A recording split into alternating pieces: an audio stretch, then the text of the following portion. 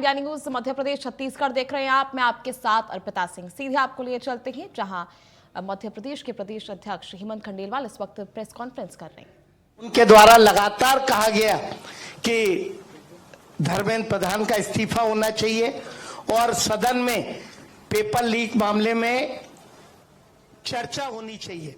जब पीयूष गोयल और किरण रिजिजू के द्वारा कहा गया कि सरकार पेपर लीक के मामले में सदन में चर्चा करने को तैयार है और भारत के गृह मंत्री अमित शाह जवाब देने को तैयार है, तब भी राहुल गांधी सदन का सामना न करने के लिए लोकतंत्र की वो इमारत जिसका लोकतंत्र का विश्वास जिस सदन में है उसके विश्वास को खंड खंड करने के लिए लगातार वे सदन की कार्रवाई नहीं चलने दे रहे। भारतीय जनता पार्टी की सरकार और नेतृत्व नीट मुद्दे पे या सभी तरह के मुद्दे पे चर्चा करने को तैयार है और अमित शाह जी उनकी हर बात का जवाब देने के लिए और हर बात जो सरकार के द्वारा छात्रों के हित में की जाने वाली है उसको वो व्यक्तित्व को लेके सदन में आना चाहते हैं, सदन में अपना व्यक्तित्व देना चाहते हैं।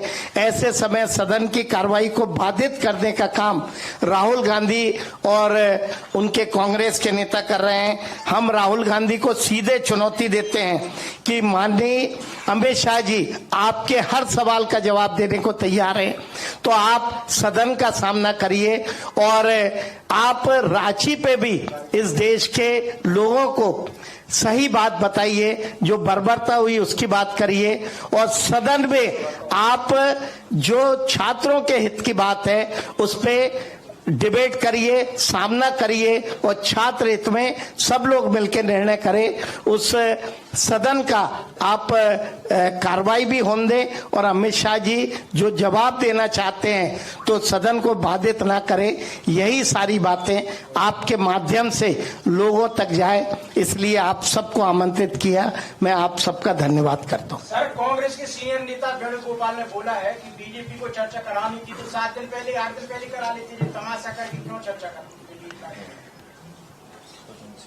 सदन की कार्रवाई लगातार बाधित हो रही है, आप लोग देख रहे हैं और इसीलिए अभी रांची की भी घटना हुई और लगातार सदन में कार्रवाई हो, चर्चा हो, इसके लिए सरकार तैयार है, अमित शाह जी भी तैयार हैं। और जब परिस्थिति ऐसी बन रही है कि विपक्ष भी चाहे तो साथ में आए, छात्रों के हित की बात करे, लेकिन उसके बावजूद भी विपक्ष इसके लिए तैयार नहीं और लगातार बाधित करने का काम करे। झारखंड का मुद्दा और जो जंतर मंतर पर हुआ उससे आप क्या फर्क देखते हैं? क्या आज भी धर्मेंद्र जी का जो इस्तीफा हुआ उसको बीजेपी नहीं मानते?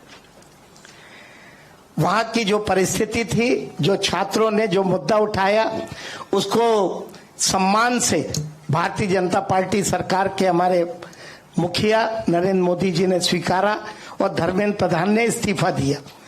झारखंड में आज पेपर लीक के मामले में छात्रों से बर्बरता हो रही है।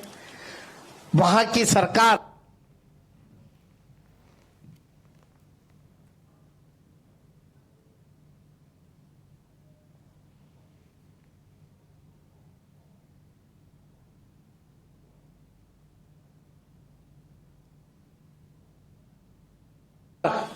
कोई स्टेप नहीं ले रही है, बल्कि छात्रों के हित में कोई भी बात नहीं कर रही है और उसको सहयोग करने वाली कांग्रेस उस मुद्दे पे मौन है। और इसीलिए संसद में चाहे किसी राज्य का मामला हो, पेपर लीक जैसे मामलों में छात्रों का हित सुरक्षित रहे, इसके लिए सदन में बहस होनी चाहिए, चर्चा होनी चाहिए। इसके लिए भारतीय जनता पार्टी का नेतृत्व तैयार है। तो जेएनजी को लेकर के लगातार चर्चा हो रही है। जेएनजी कई जगह पे हमने दिल्ली में भी देखा, फिर झारखंड में भी देखा, मध्य प्रदेश में भी बड़ी तादाद में जेएनजी है। अलग अलग मुद्दों पे अविनाश सिंह कॉलेज में भी बच्चे हैं, वो भी आंदोलन कर रहे हैं। इससे पहले भी हमने अलग अलग आंदोलन देखे। उनसे संवाद के लिए पार्टी क्या कर रही है सरकार? मैंने आपको बताया कि सदन में इस तरह की घटनाओं पे ठोस कदम उठाए जाएं।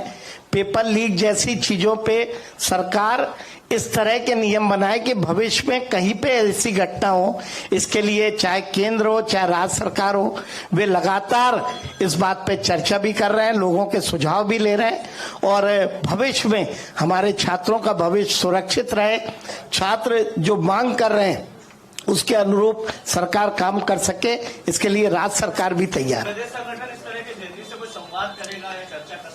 निश्चित तौर पे अभी हमारे मुख्यमंत्री जी भी जहां जा रहे हैं चर्चा कर रहे हैं और प्रदेश नेतृत्व हमारी युवा शक्ति से लगातार बात कर रहे हैं और भविष्य में हम इस तरह के कार्यक्रमों की रचना भी करेंगे कि हमारा युवा जो बात कहना चाहता है वो सरकार उन बातों को सुने और उस पर अमल करने का काम करे। कल रात से सोशल मीडिया पे बहुत सारे वीडियोज आ रहे हैं जिसमें ये नैरेटिव फैलाया जा रहा है कि जो झारखंड की घटना है उसमें भारतीय जनता पार्टी के समर्थित लोग उस घटना में शामिल थे। इस विषय में आपका क्या कहना है? इस तरह के बात का मैं इसलिए जवाब नहीं दूंगा क्योंकि जंतर मंतर में घटना हुई, उसमें किसका हाथ है? झारखंड में हुई।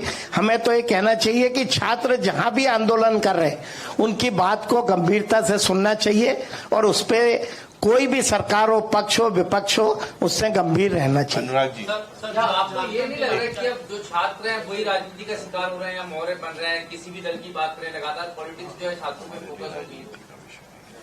देखिए, छात्रों की कोई बात है तो वो कोई राजनीति का विषय नहीं है, चाहे जंतर मंतर हो चाहे रांची हो। छात्रों की अगर कोई बात है तो देश के सभी जनप्रतिनिधि और संसद हो, विधानसभा हो, उन्होंने उस पर विचार करके और उस पर गंभीरता से अपना रुख रखना चाहिए।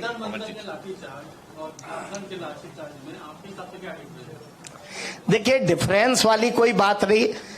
जंतर मंतर की बात विगत दिनों पब्लिक डोमेन में है, वहां जो हुआ, सरकार ने जो निर्णय किया, सरकार ने हमारे केंद्रीय मंत्री का इस्तीफा भी हुआ और सरकार ने उसको लेके कड़े कानून बनाने का काम संसद में किया है। सरकार लगातार इसका प्रयास कर रही है, लेकिन जो रांची में हुआ ना, सरकार उस बात को मान रही है और जो लोग दिल्ली में छात्रों के हित की बात करते हैं वे रांची में और झारखंड में उनका हित और उनकी राजनीति कहां चली गई?